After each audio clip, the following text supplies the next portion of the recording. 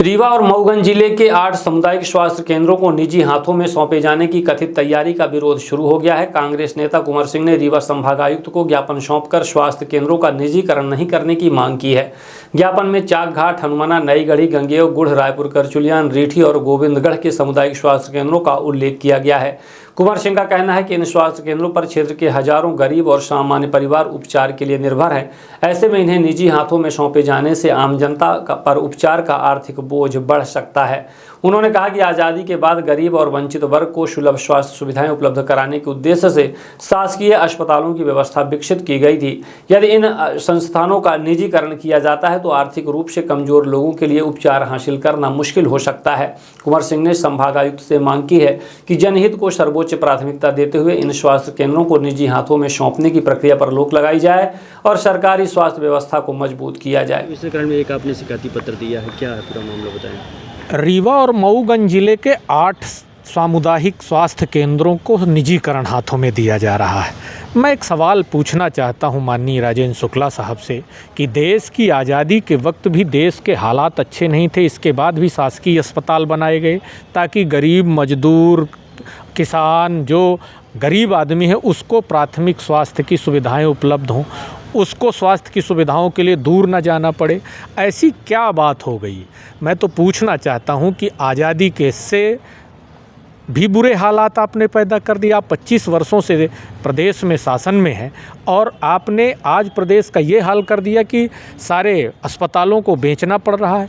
ये जो 8 अस्पताल हैं ये रीवा ज़िले में त्योंथर का, चाकघाट का है, गंगेव का है, रायपुर करचुलियान का है, रीठी का है, गोविंदगढ़ का है और एक गंगेव का है और 2 स्वास्थ्य केंद्र मऊगंज में हनुमाना और नई गढ़ी का है। तो मैं भारतीय जनता पार्टी के उन नेताओं से पूछना चाहता हूं, राजेंद्र शुक्ला साहब, आप स्वास्थ्य मंत्री हैं और स्वास्थ्य मंत्री होते हुए सबसे पहले रीवा ज़िले में ही अस्पतालों को बेचना शुरू करेंगे?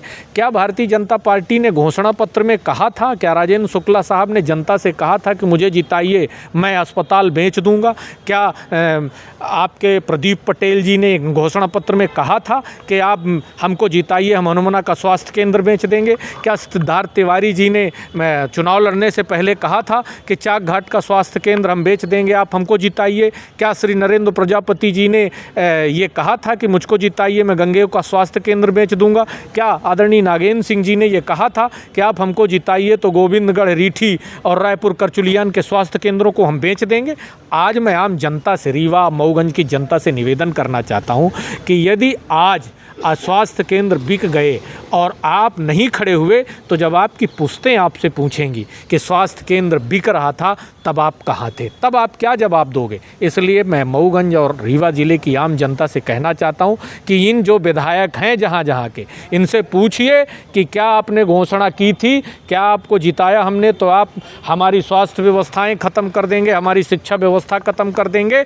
इसलिए मैं कमिश्नर साहब के पास आया हूँ कि जनता के गरीब आदमी मर जाएगा, जिसको 2 वक्त का खाना नहीं मिल रहा वो स्वास्थ्य के लिए नागपुर, जबलपुर नहीं जा पाएगा, रीवा नहीं आ सकता। इसलिए इन प्राथमिक स्वास्थ्य केंद्रों को न बेचा जाए।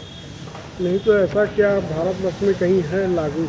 ये हमारे मध्य प्रदेश में माननीय राजेंद्र शुक्ला साहब जो उप मुख्यमंत्री हैं वो स्वास्थ्य मंत्री हैं, उन्होंने ये योजना अपने घर से शुरू की है। पहले तो देखिए रीवा की जनता बिके, इसके बाद रीवा की जनता की सारी सुविधाएं बिके और जनता, मैं उन लोगों से कहना चाहता हूं कि जो भारतीय जनता पार्टी के लोग हैं, क्या आप गरीब नहीं हैं? क्या आपके लोगों की दवाई इन अस्पतालों में नहीं होती? और क्या आप कब तक हाथ में हाथ धरे बैठे रहोगे? हालांकि भारत के जैन जी और युवाओं ने कमान संभाली है। मैं तमाम युवाओं से आह्वान करना चाहता हूं कि जो ये प्राथमिक स्वास्थ्य केंद्र CSC सेंटरों को बेचने की प्रक्रिया सरकार ने शुरू की है, इसका विरोध करिए, अन्यथा हमारी स्वास्थ्य व्यवस्था और शिक्षा व्यवस्था बदहाल हो जाएगी और हम सब रोड में आ जाएंगे। क्या माना जाए, रीवा से शुरुआत हो रही है? बिल्कुल, पहले रीवा की जनता तो फ्री में भाजपा के लोगों को जिता रही, इसलिए ये पायलट प्रोजेक्ट योजना रीवा और मऊगंज जिले से शुरू हो रही है।